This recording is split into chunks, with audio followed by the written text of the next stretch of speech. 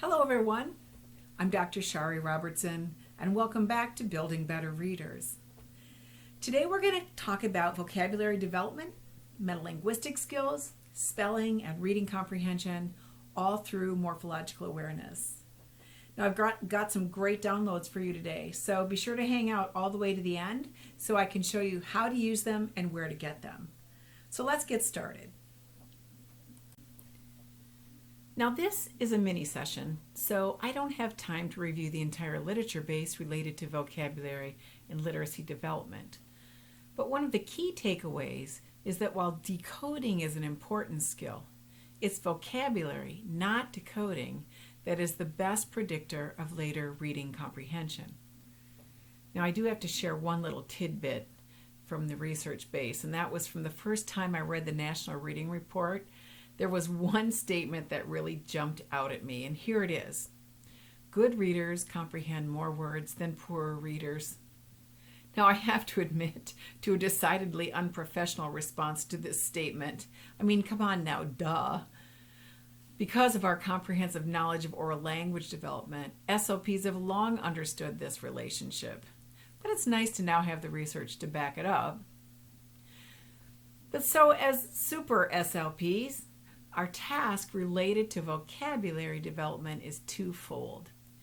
First, we need to help students develop an adequate vocabulary base, but we also need to give them strategies to understand or establish the meaning of unknown words.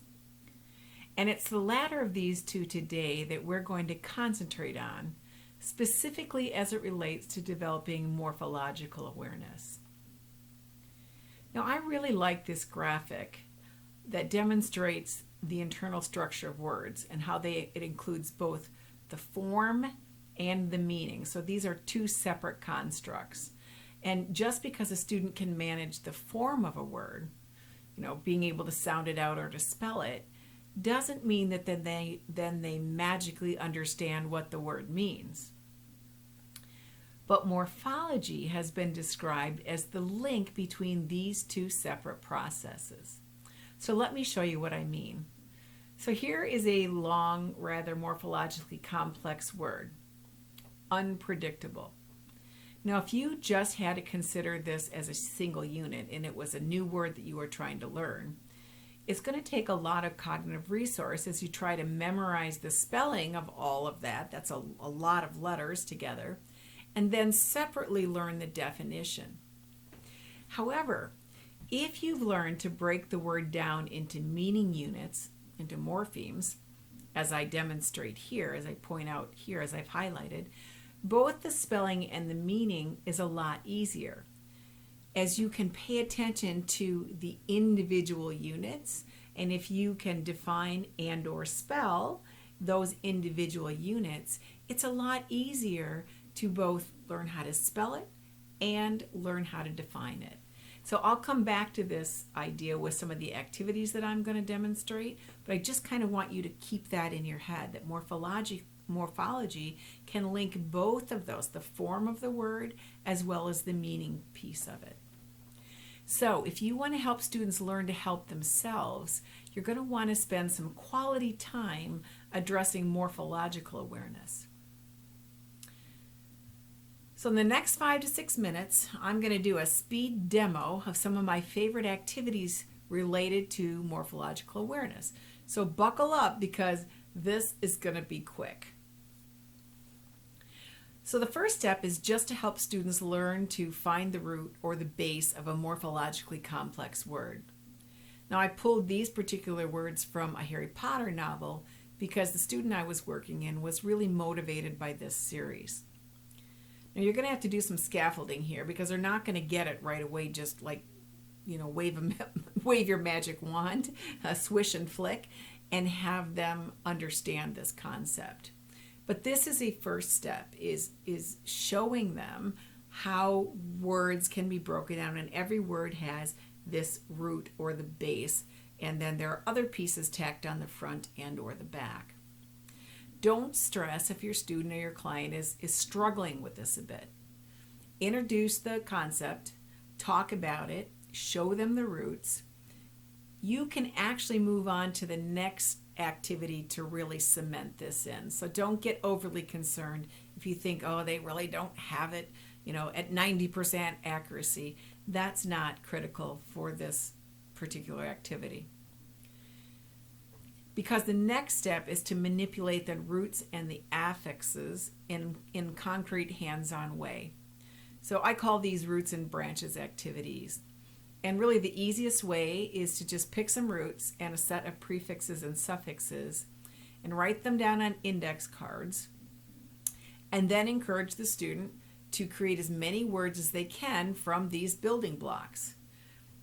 You can certainly help them with it, start to demonstrate it, show them how you can put prefixes and suffixes around these roots, and you're literally building words. Now you can get as creative as you want with this activity. For instance, here's someone who's just a real overachiever. You could do something like this, but given that most of us aren't hanging out in schools these days, and even if you were, who has time for that? So here's a solution that I like a little better that doesn't take any time at all. Now, once students have gotten comfortable with the concept of roots and branches, that words can be manipulated because there's a root, you can add and subtract prefixes and suffixes, and they've gotten kind of the hang of constructing words, deconstructing words, changing the parts around. Now it's time to concentrate on the meaning of those parts. And for this, I like to use a SEEP, which stands for STEM, example, explanation, and picture. And as you see here, you pick a root or a prefix or a suffix, some sort of a stem, and you parse it out by providing an example, a definition or an explanation, and then a picture that helps the students or the client remember what the morpheme means. So a picture that's meaningful to them.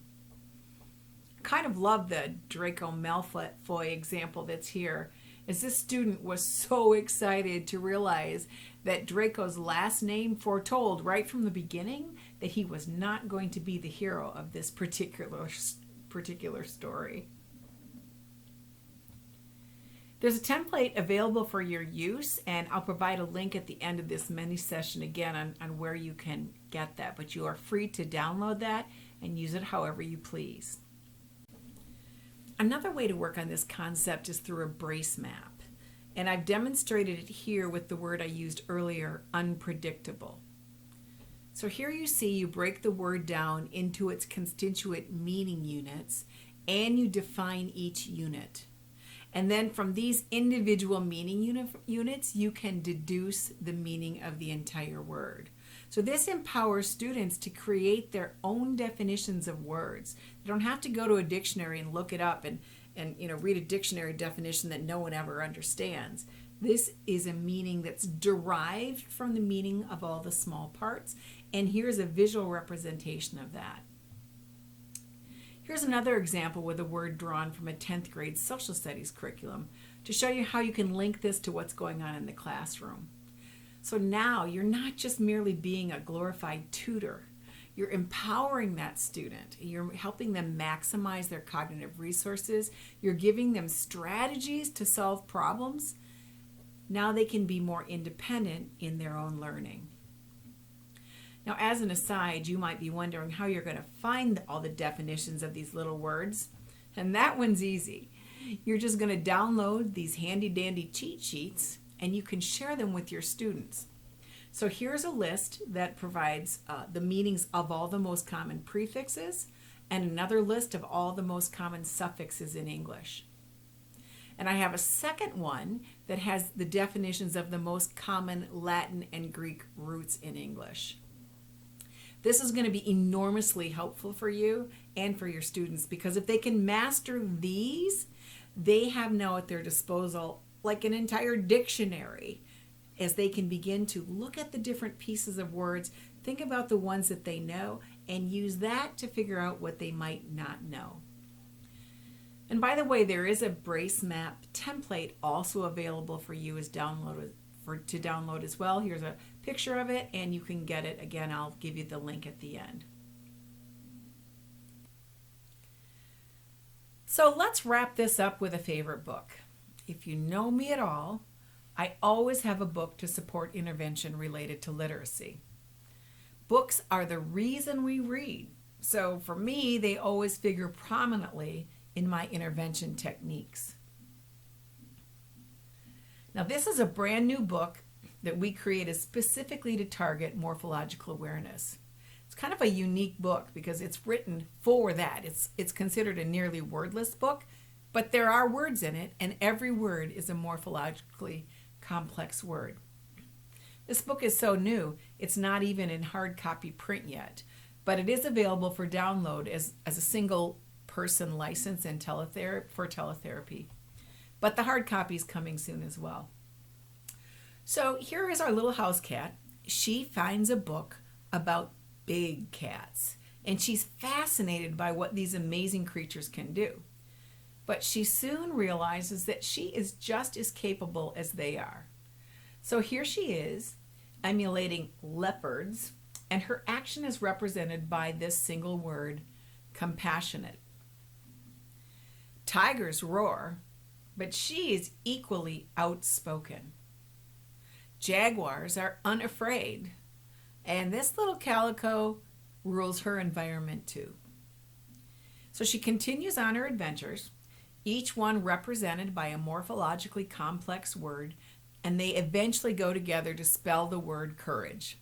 And now she is, in fact, queen of the house. We also created a manipulative to accompany this story that's really a variation on the roots and branches activities. And all of the possible prefixes and suffixes for the root words in the story are provided for download, as well as the template and space for definitions, as you can see here. So that was a fast and furious journey of how you can help develop morphological awareness.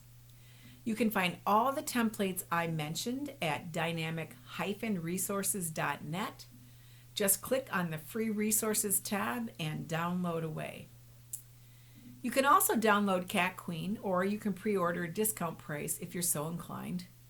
Or you can just use that as a template to create your own activity for a book of your choice.